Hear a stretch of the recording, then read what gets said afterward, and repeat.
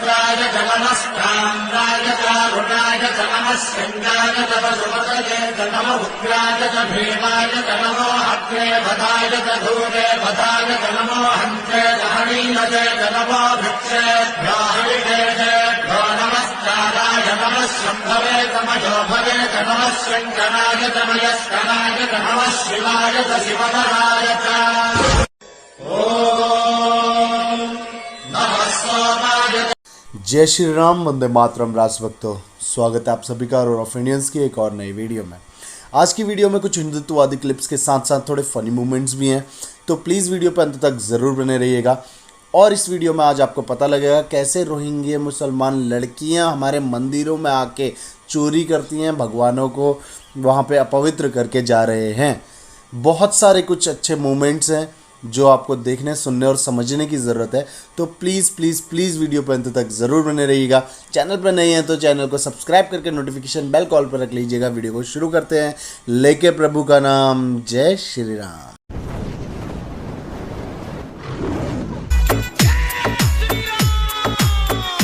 ये भगवान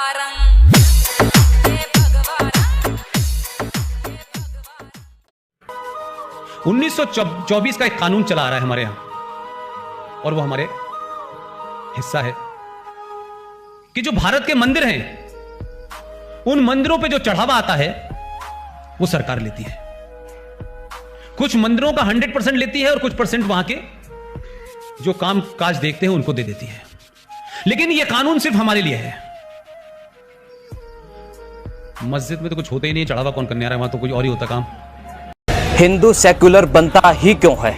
मुस्लिमों में अगर कोई मुस्लिम कट्टर होता है जो अपने मजहब को फॉलो करता है, उसको बड़ा सम्मान मिलता है उनके समाज में। उसके विपरीत हमारे हिंदू समाज में अगर कोई अपने धर्म के लिए बोलता है, लोगों को धर्म के बारे में जागरूक करता है, तो वह घृणा का पात्र बनता है। जैसे कि मैं, उनके मजहब में अगर आप किसी कबाड़ी से पूछोगे ना, तो वो यही कहेगा कि मैं अपने मजहब के लिए जान दे सकता हूं। लेकिन हमारे हिंदू समाज में अगर किसी संपन्न हिंदू से भी आप पूछोगे ना, तो वो यही कहेगा कि मैं इन लफड़ों में पड़ना ही नहीं चाहता। बस यहीं पर आकर हिंदुत्व कमजोर पड़ जाता है, क्योंकि ज्यादातर हिंदुओं को तो सेकुलरिज्म का कीड़ा काट चुका है। मैं एक बात कह देना चाहता हूं कि एक दिन यह सेकुलरिज्म का कीड़ा आपको अंदर से इतना खोखला कर देगा, इतना खोखला कर देगा कि आपकी आंखों के सामने राष्ट्रहित और धर्म का गला घोटा जाएगा और आपकी हिम्मत नहीं होगी कि आप उसका विरोध कर सके। उस समय आपके सामने दो ही ऑप्शन होंगे जो इतिहास में आपको दिए गए हैं। और बहुत से लोग कहते हैं कि सबका खून लाल होता है, सब भाई भाई हैं। आतंकवादी का भी लाल होता है, तो क्या मैं टेररिस्ट बन जाऊं? कुछ लोग बोलते हैं कि सबको समान दृष्टि से देखो। क्यों देखूं भाई? सबको समान दृष्टि से क्यों देखूं?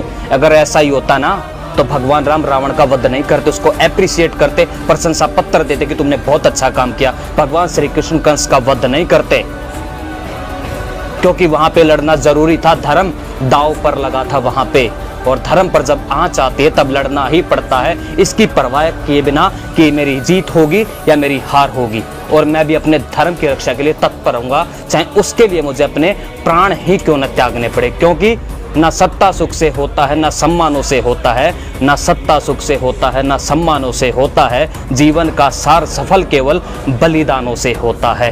देहदान सिर्फ योद्धा ही करते हैं, कि देहदान सिर्फ योद्धा ही करते हैं, ना दूजा कोई जाता है। रणभूमि में अगर वीर मरे तो उसका शव भी पूजा जाता है, उसका शव भी पूजा जाता है। जय श्री राम, जय हिंदू राष्ट्र। रोहिंग्या गर्ल्स हैं और सैनिक कॉलोनी में जो मंदिर है, उन्होंने दूसरी तीसरी बार इसका लॉक तोड़ा है। हमने दूसरी बार नहीं तोड़ा। उस दिन भी चोरी की थी बेटे आपने मेरे मना करने पे। अंकल मैंने आपका चीज नहीं लिया था। उस दिन मैंने आपको कहा था बेटा 500 रुपया लो, लेकिन चोरी नहीं करना। आपने उसके बाद दोबारा चोरी कर ली। मैं तो आई नहीं थी, मैं तो बस ये तो लड़की थी ना उस दिन। ये देखो ये तोड़ा है इनको, ये तोड़ते हुए अभी रेड हैंडेड पकड़ा है इनको।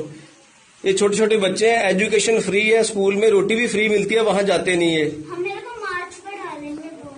आप लोग क्यों चोरी करते हो बताओ? उसने मेरे को एक बार, आपने दूसरी तीसरी बार चोरी की है। मैं नहीं आया। ये सैनिक कॉलोनी का टेम्पल है, और अभी रंगे हाथों पकड़ा है इनको। सवेरे 3 बजे उठ के इनके पेरेंट्स घर वाले भेज देते हैं इनको क्राइम करने के लिए। सुबह 3 बजे, हम 5 बजे आते हैं।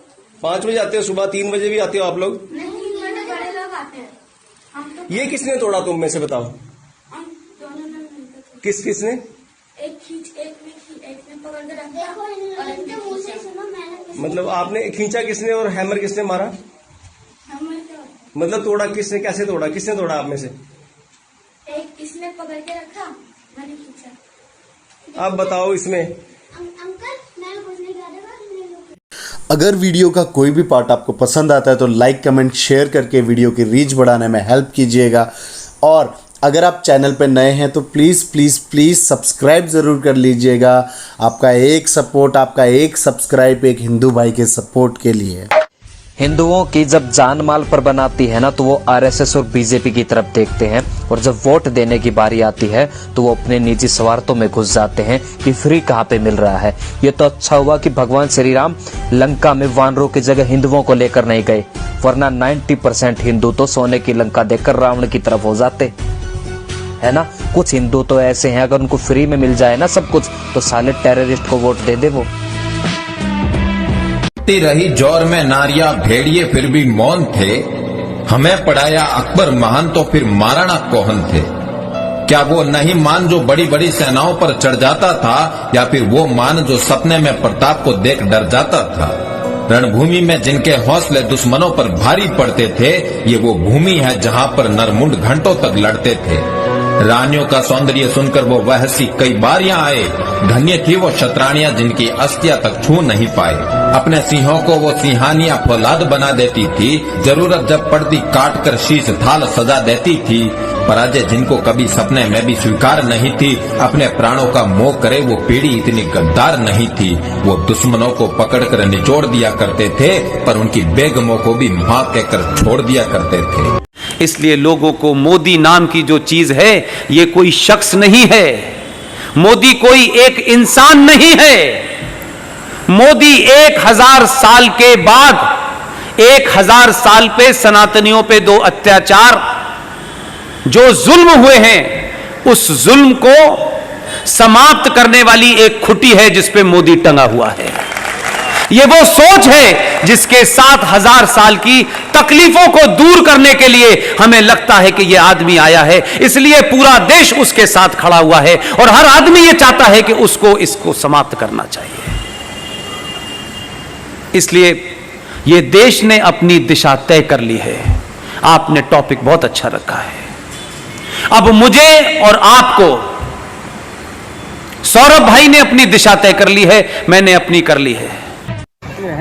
कितने बच्चे हैं? हाँ? हाँ? और नहीं पैदा किए? इतने पे पूरा लाद लिए, कोई बात हो जाए तो कौन जिम्मेवारी लेगा? हाँ? बताओ क्या तुमको जुर्माना लगाया जाए? हाँ?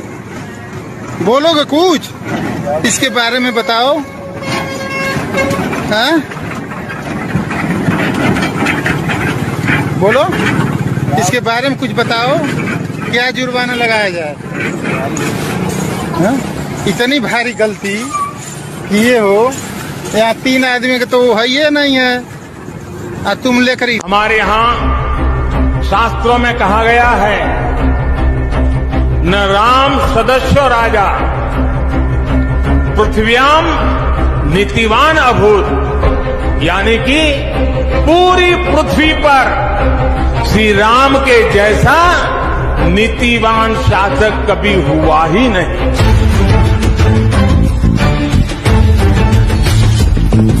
श्री राम की शिक्षा है, नहीं दरिद्र को दुखी न दीना, कोई भी दुखी न हो, गरीब न हो। श्री राम का सामाजिक संदेश है, बहुष्ट नर नारी कहा समाज उत्सव शोभित, नर नारी सभी समान रूप से सुखी हो।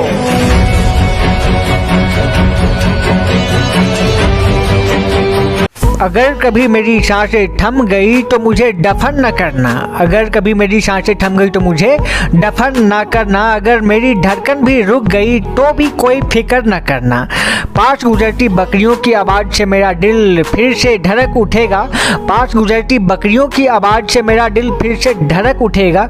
बस इस राज का तुम किसी से जिक्र न करना।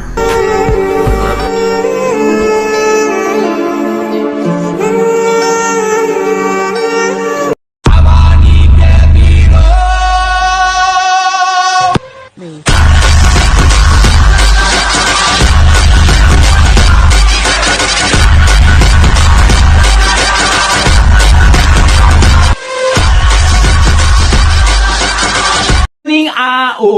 Honey in the evening e a. Say honey in the morning, honey in the evening, honey in supper time. Be my little honey and love me all the time, baby. Oh, be my little honey and love me all the time. Be my little honey and love me all the time. Say honey in the morning, ooh, honey in the evening, ooh, already, la tra, already, la tra. Purandar के पत्थरों में हर हर की गूंज थी, अग्नि समवर से मेघ भगवी हर बूंद थी।